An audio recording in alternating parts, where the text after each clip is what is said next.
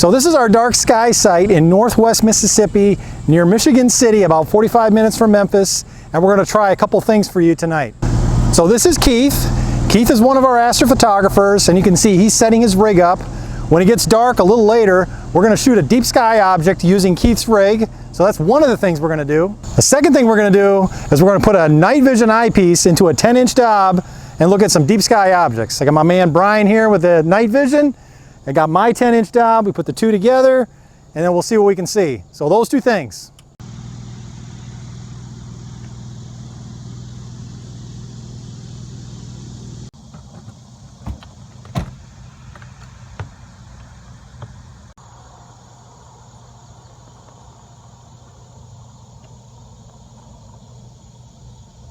Got a beautiful night here, Burton Sugar Farm, looking north.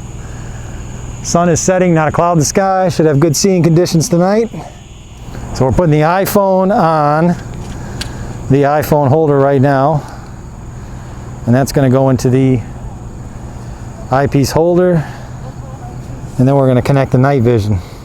Okay, so it's going to be sitting in the focuser like this. And of course, this is going to be sitting here. All right. You're going to have one dial facing you as in the focuser. That's the on and off button. Dial facing me is the on and off button. Right. So, got it. With the on and off dial. So you turn it once to the right to turn it on. Once to the right to turn it on. Once to the left to turn it off. Got it. Got it. There's going to be one dial at the bottom right here. That's going to be gain control. All right, so that would be my left hand. That's the gain control. Right, that's going to be gain control, and just adjust it to right. So when you turn it, taste. When you turn it counterclockwise, or I guess to my left, there should be more gain. Right. Yeah. It'll be quite noticeable. Okay. As you move it either way, it'll. Again, this is a night vision eyepiece. So if we look at a deep sky object, we're going to see. I mean, we're going to bring a lot of detail out. It's a little bit like cheating, because you're using night vision instead of a regular eyepiece, but I tell you, you really bring a lot of details out.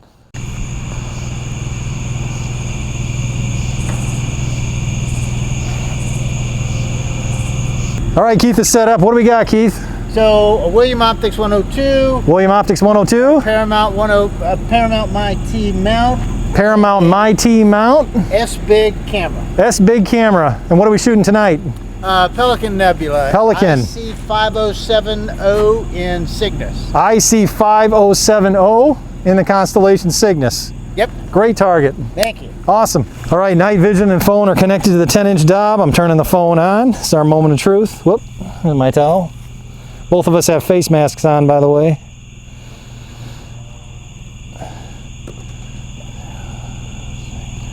Whoop. Yeah.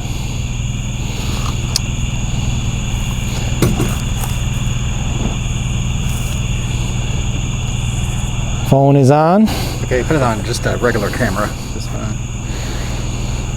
We're going to regular camera. First, I just want to see if it will. See if it actually gets something here. Yeah, first I want to see if it will focus with that.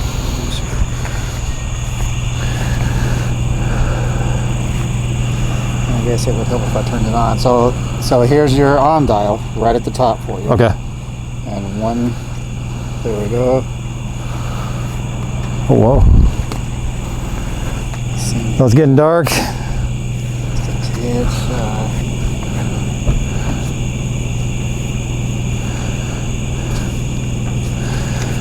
Whew.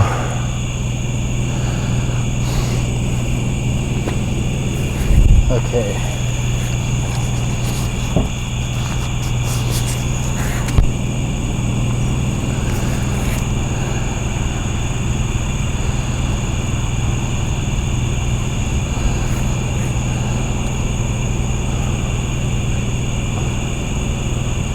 You're just grabbing Antares or something like that? Okay. Now, I don't think you're going to have to move that focuser. Okay. And like I said, you're going to have to wait for something to come out. Yeah, some deep sky object. Right, it's still, as you can tell, it's way too bright right now. Yep. But you get, that's Antares in the eyepiece, right? So again, I just turned it off. Okay. So hang on. So right here is the dial, once to the right. Okay. Once to the right. And the gain control is right here. On the bottom. It's at 6 o'clock is at the gain controls. 6 o'clock. And right now gain is all the way up. Okay, you turn it down. Then now you can turn it down. Got it. It's not set up for nebula right now. Okay. It's set up for globs and galaxies. When you get ready to look at nebula, let me know and I'll put the hydrogen alpha filter in. So we are going to the Globular Cluster M22, which is right off of the tip of the teapot in Sagittarius. Brian's favorite, my second favorite. My favorite's of course M13. Although we did kill it with M5 one night.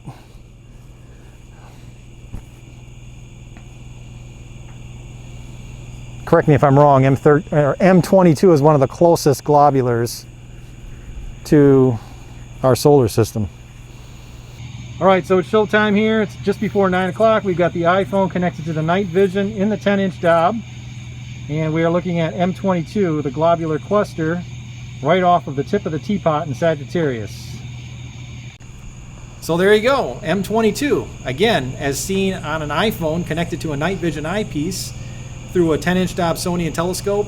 10 inch is a great option as a starter scope. I paid about $350 for mine used, but even an 8-inch or a 6-inch Dobsonian would be a great starter scope. I love globulars. They're very abundant in the summer skies and they don't disappoint. They look very close in the eyepiece of a telescope to what you would see if you were to compare it to an image. They just burst into an eyepiece like a firework. Now this one's located about 10,600 light years away. It's one of the nearest globular clusters to our solar system. This is one that Harlow Shapley studied in detail a little over 100 years ago, again to determine that the solar system is not at the center of the Milky Way galaxy. So, and you can see it kind of moving here a little bit to the upper left.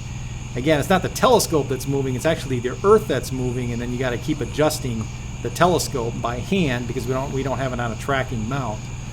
But that's it, M22 Globular Cluster in Sagittarius.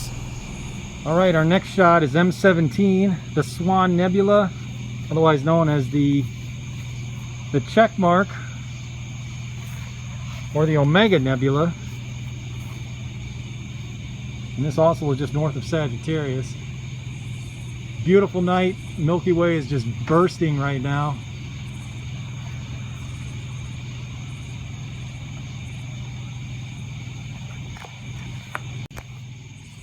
So there we go. Again, iPhone, night vision, 10-inch Dobsonian. Here is the Omega Nebula. So this is M17, otherwise, ooh, there's a satellite going across the field of view. Cool. So this is M17, known as the Swan Nebula or the Omega Nebula. And if you look at it, it kind of looks like a swan with the body on the bottom and then the neck to the upper left. Just kind of use your imagination and you'll see a kind of a swan. So yeah, that's why they call it the Swan Nebula. Now this is an H2 region where new stars are forming. It's about 6,000 light years away from Earth. Let's go ahead and center it here in the eyepiece so you get a little bit better view of it. And this is kind of what it looks like. Now, an image of it shows a lot of bright, brilliant colors, as you can see here from this image in Wikipedia. Of course, you don't see this when you look through the eyepiece of a telescope.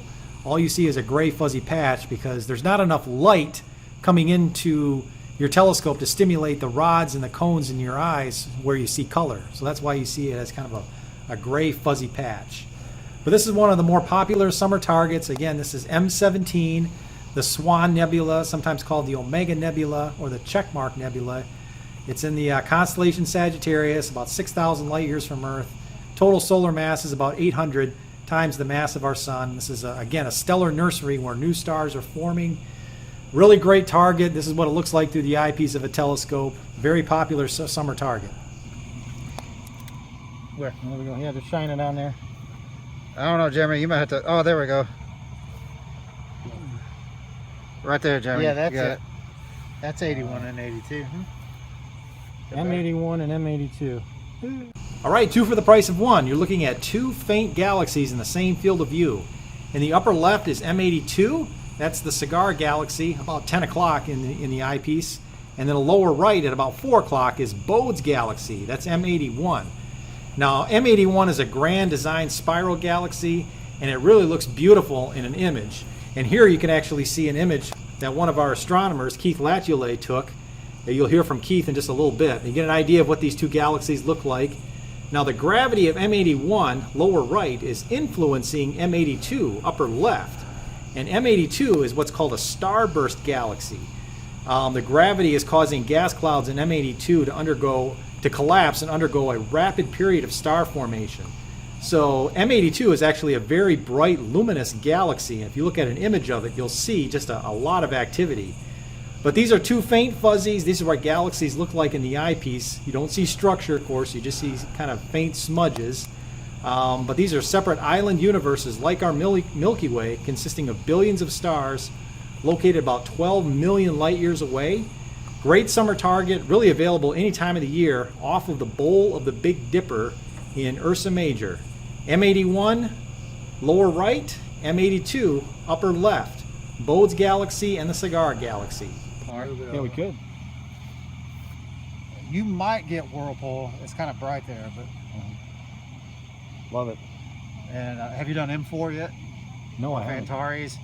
There's satellite going through M4 again. Oh man, that's cool. All right, this is M4. This is another globular cluster located in the constellation Scorpius. In fact, this is probably one of the easiest, if not the easiest, globulars to find, because all you got to do is find the bright star Antares and move about 1.5 degrees to the west and you'll snag this one. Again, these are very old stars, about 12 billion years old, as old as the galaxy itself. And this is one of the I think this is the closest globular cluster to our solar system, actually, but being a little over 7,000 light years away. So again, you can see just how brilliant these objects are in the eyepiece of a telescope, and they look really great. And they, again, just kind of a cluster of stars, similar to what you saw earlier with M22 and M13. But here it is, M4. All right, here's another target. This is M8, right? Mm-hmm. So this is M8. This is the Lagoon Nebula. Again, right off of the right near Sagittarius, kind of between Sagittarius. Oh, look at that! We got a satellite. All right, this is M8, the Lagoon Nebula in the constellation Sagittarius. Another popular summer target. It's an H2 region, similar to the Swan Nebula, M17, where new stars are forming. See if I can center it here for you in the eyepiece of the telescope. There you can see it a little better. Again, it's just a gray fuzzy patch through the eyepiece of a telescope. You don't see color like you would in an image like this one that Keith Latulay, one of our astrophotographers, took. You'll hear more from Keith in a minute. But the reason is because there's not enough light, again, coming through the telescope to stimulate the rods and the cones in your eye so that you'll see color. So you just see it as a gray fuzzy patch. But again, it's still a very impressive target, fairly easy to find off of the tip of the teapot in Sagittarius to the upper right. And this is, again, is M8, the Lagoon Nebula. It's an H2 region where new stars are forming. It's located about 5,000 or 6,000 light years away in the direction of the nucleus of our galaxy. That's where you find a lot of popular summer targets. So there it is, M8, the Lagoon Nebula in the constellation Sagittarius. Straight up from M8 is M20 the Trifid Nebula, also a region where new stars are forming. And here you really get three for the price of one. You get an emission nebula, a reflection nebula, and a dark nebula. Now in color it would look like this. This is one of the most famous images in all of astronomy. The pink regions in the lower right are the emission nebula, where new stars are forming. The blue region in the top is the reflection nebula, where blue stars, blue giant stars, are reflecting off of the gases. And then you have the dark nebula. Just go ahead and center it here. Again, it's a really beautiful image, as you saw from that image in Wiki Commons. But in a telescope, it's just a gray fuzzy patch, similar to what we saw with M8, the Lagoon Nebula, and M17, the Swan Nebula. So again, this is another area where new stars are forming in the constellation Sagittarius. A very famous target in the summer, M20, the Trifid Nebula. Here are the sounds of the night, the crickets.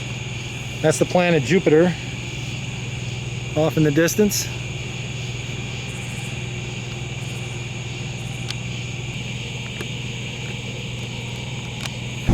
All right, I'm here with Keith. Keith is up and rolling. I'm gonna go ahead and just put the microphone over here so we can talk. Keith, what's going on? What we got? All right, so we're going after Pelican Nebula, and so far here's what I did. I did the initial calibration on the mount, made sure I get the polar alignment absolutely perfect. Then I did a quick autofocus. Now remember, this is a mono camera, so the first one I'm doing red. So I've got it focused on that. I've got it running at a 5-minute exposure, and we've got about 94 seconds left before we come up with something. So always the first shot, you want to try to make sure everything's your target's in the right framing and everything's good with it. So the first one's kind of across your fingers to figure out what's going on. So bear with us another 72 seconds and we'll have it done. All right, we got about 12 seconds left, so bear with me just a minute. As soon as it takes a picture, we're going to see a quick flash and it'll show us exactly what it captured. So here we go. Cross your fingers. There it is. So first shot, that looks pretty good. The stars look pretty nice and round, and you can see some of the nebula there. I think this is good. I'm gonna run with this, run about 10 exposures at 5 minutes a shot, and then I'll do the green, blue, and then the alpha. What about flats and darks? Yeah, definitely do that, but that'll be a little bit later on. Now, one of the things I am going to have to keep track of is what my focus position is, so when I come back and do some of the flats, I can always get that right back to exactly where it is. So, I'm not quite as automated as some guys, but I have fun doing it.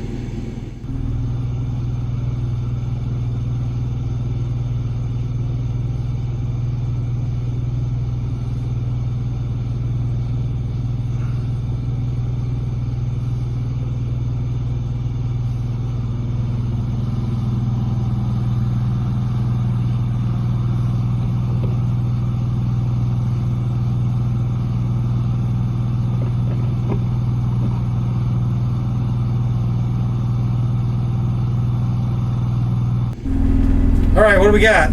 All right, so we were doing the Pelican Nebula, and we're up to 7 shots of the red filter.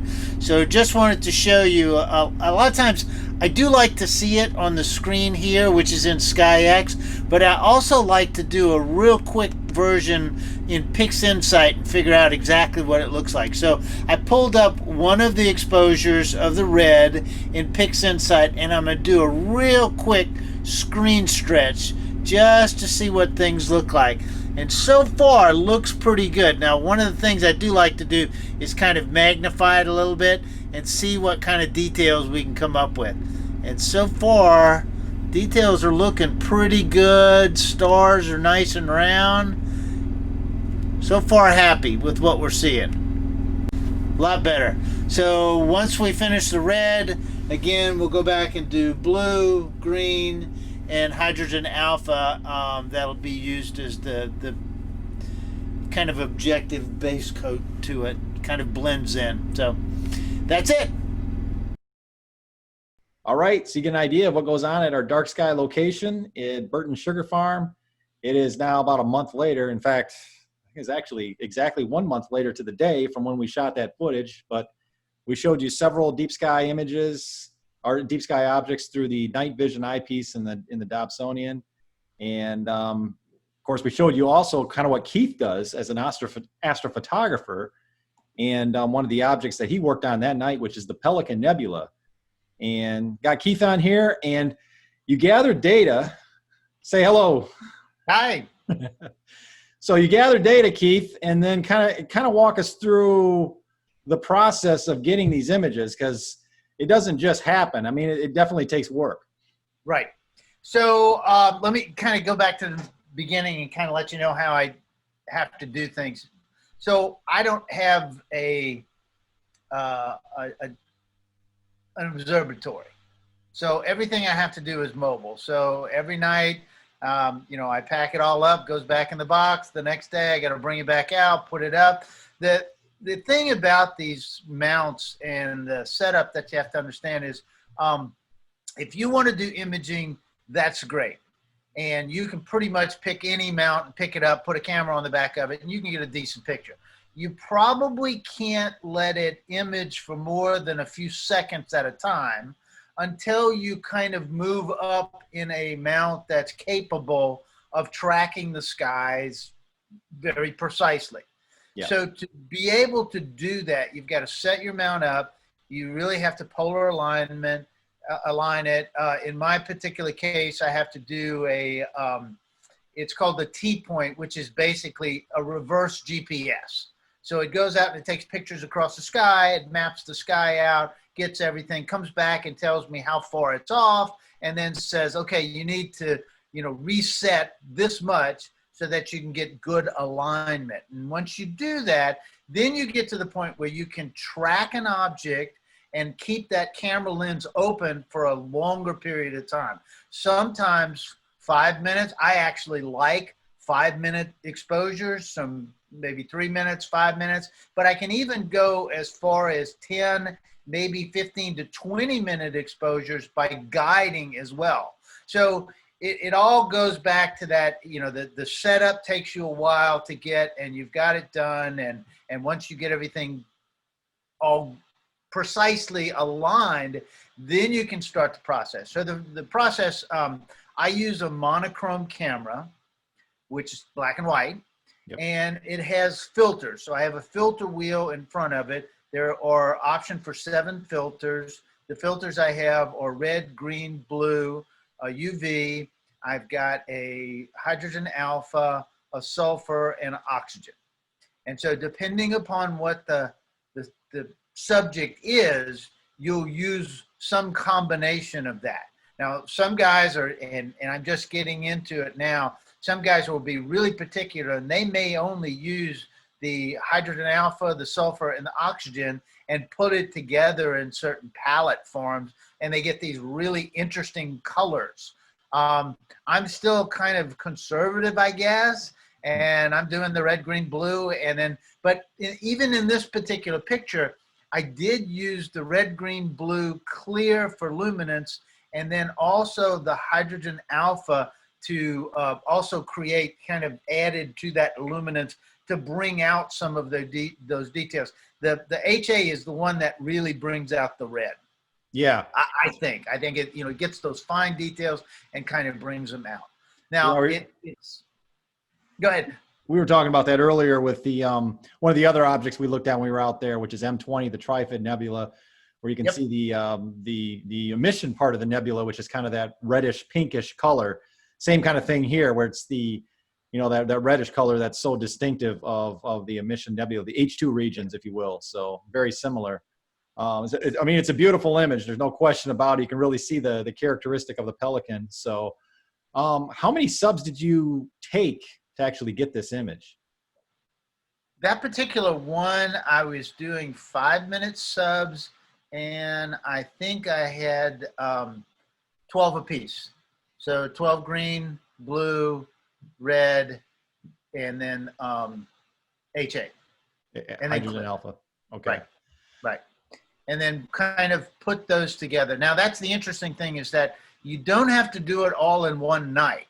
Mm-hmm. Okay? As long as you've got the coordinates and your mount is capable of going back to the same spot, your focus is going to be, you know, you're going to refocus, obviously, because you've got to take your telescope apart and put it back together, but you can fine tune your focus and actually get to the same spot. And so you can actually take photos from different nights, different parts of the year, put it all together and kind of add them all up. And in this particular photo, and we talked about this earlier, is you asked, am I finished with it? And the answer is, kind of yes, kind of no. Right. It's okay where it is, but I really want to collect some more photos and add more to it, because eventually you're going to really get the more exposures you can add to it, the more you're going to get some of those details, and it's just going to start to pop after a while. There are calculators that you can use to get what that magic number is, what the magic exposure rate, and how many exposures to add to any particular object. I have not mastered that yet. It's pretty complicated, uses a lot of upscale math, and I'm just not there yet, but I will be soon enough when I have enough time to do it. Well, it's a hobby, right? You don't have to necessarily make a science out of a hobby, Right. depending on how far you want to go. But yeah, it really gives you an idea. I mean, it takes you how long? 45 minutes to get set up, and then another 30 to 45 to break everything down? Yeah, at least. Yeah, at least. maybe. I would say probably extend that setup. It's an hour plus, and there's always, you know, some wire that you forgot to plug in, or you forgot to do something, or you've set. My biggest problem too, being mobile, is I leave here, I go to Burton's to set up. I forget sometimes to reset the location. Oh. Well, then my mount thinks it's back home and it's off. And it's like, well, why is it off? I don't understand that. And so you have to go back and sometimes restart. Now, once those pictures are all collected, then comes the whole process of putting them in to get one image. Now, everybody kind of thinks, well, great, you know, I'm taking all this time, I'm taking these photos, and that's great. Surely you go back home and it's whiz, bam, snap, and you've got it done. No. Sometimes the processing is 3 or 4 or 5 times the amount of time that you would take to collect these images. And it can, you know, it can be 10 hours that you're still kind of putting things together, trying to make it. It also becomes a little bit of an art. And you see pictures out on the internet quite often, and you look at 2 different images from different, you know, astrophotographers, and they're somewhat different in the shading, and the colors are different or something. And it really gets to that point. You have these options to be able to, well, I want to bring out a little bit more red, or I want to bring the HA out a little bit.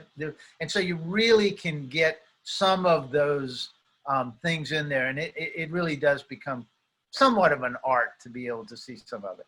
Yeah, absolutely. No, there's a lot of fine tuning that's involved, a lot of patience, a lot of tenacity, a lot of work. And, you know, it's just kind of the constant process of refining it. So you really have to be in love with the process instead of just being impatient about the results. So anyway, thanks for sharing your insights and your comments. Guys, here it is. This is the Pelican Nebula. I believe it's IC 5070 off of the bright star Deneb in the constellation Cygnus, not too far from the North American Nebula. So this is it's right in the if you looked at it, it's off the coast of Florida, I guess you could say. Oh, cool.